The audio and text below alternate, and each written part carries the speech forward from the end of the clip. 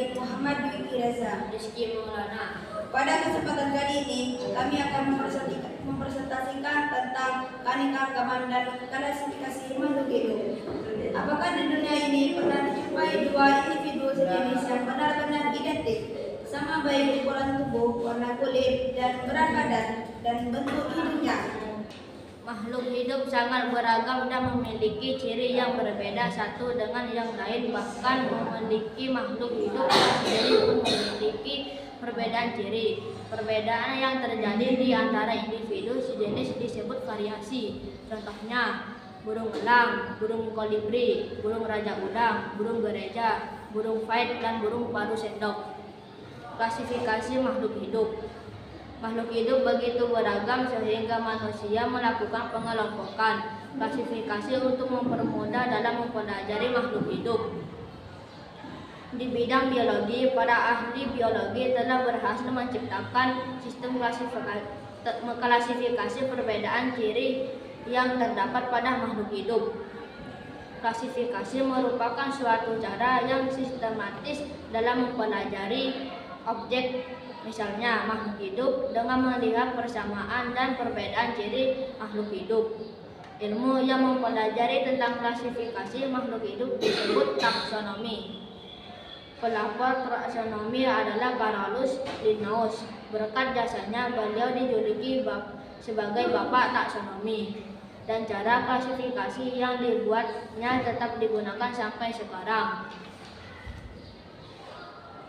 Yang pertama, tahapan klasifikasi. Dalam melakukan klasifikasi, Linnaeus terlebih dahulu melakukan identifikasi ciri suatu makhluk hidup. Seluruh ciri yang ada, baik ciri anatomi, fisiologi, morfologi, maupun tingkah laku, dicatat dan dipelajari. Setelah itu, dilanjutkan dengan mengelompokkan berdasar bersamaan ciri yang telah diamati. Makhluk hidup yang mempunyai ciri yang sama dikelompokkan satu dengan kelompok. Misalnya, apabila dalam satu kelompok ditemukan perbedaan ciri, makhluk hidup dipisahkan menjadi kelompok-kelompok yang lebih kecil lagi. Yang kedua, urutan takson dalam klasifikasi. Dalam sistem klasifikasi makhluk hidup sebagai menjadi beberapa tingkatan atau takson. Dalam takson, makhluk hidup dikelompokkan berdasarkan persamaan ciri yang paling umum sampai yang paling khusus. Semakin banyak persamaan ciri yang dimiliki antara makhluk hidup, semakin dengan keberatannya.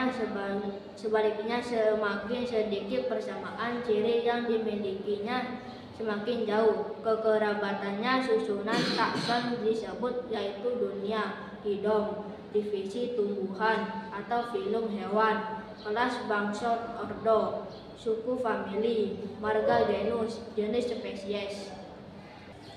Yang ketiga, kunci identifikasi. Kunci identifikasi merupakan petunjuk yang dapat digunakan untuk mengidentifikasikan kelompok maupun jenis organisme. Dalam kunci identifikasi, tercantum diri organisme yang akan diidentifikasikan. Setiap ciri yang tercantum di dalam kunci identifikasi bersifat spesifik, artinya hanya dimiliki oleh kelompok atau jenis organisme tertentu dan tidak dimiliki oleh kelompok atau jenis organisme lain. Yang keempat, metode penamaan ilmiah. Untuk membuat nama ilmiah suatu makhluk hidup, Linnaeus menggunakan sistem binomial nomenklatur, sistem tata nama benda dengan aturan sebagai berikut. A. Setiap makhluk hidup memiliki nama jenis atau spesies yang terdiri atas dua kata lain. B.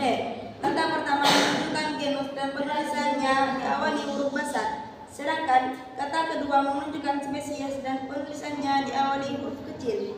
C. Penulisan nama ilmiah makhluk hidup dicetak miring atau diberi garis bawah. Contoh, padi, Oryza sativa, dan ketela pohon Manihot utilissima. Selain kedua contoh tersebut, terdapat pula makhluk hidup yang diberi nama dengan 3 kata. Kata ketiga dapat berarti varietas atau inisial nama penemunya. Misalnya, pada Oryza sativa Sativa, Glutinosa, Catanketam. Glutinosa merupakan varietas dan pada Solanum descoversicum L. Huruf L merupakan inisial penemu yaitu Linnaeus. Dapat kami simpulkan, sistem klasifikasi makhluk hidup adalah alat penting dalam memahami dan mengorganisasi keragaman kehidupan di bumi. Ini membantu kita menjelajahi hubungan antara organisme, menyediakan dasar untuk penelitian biologi, dan memfasilitas pemahaman tentang evolusi. Sekian pembahasan dari kami, kurang lebihnya kami mohon maaf. Assalamualaikum warahmatullahi wabarakatuh. Waalaikumsalam warahmatullahi wabarakatuh.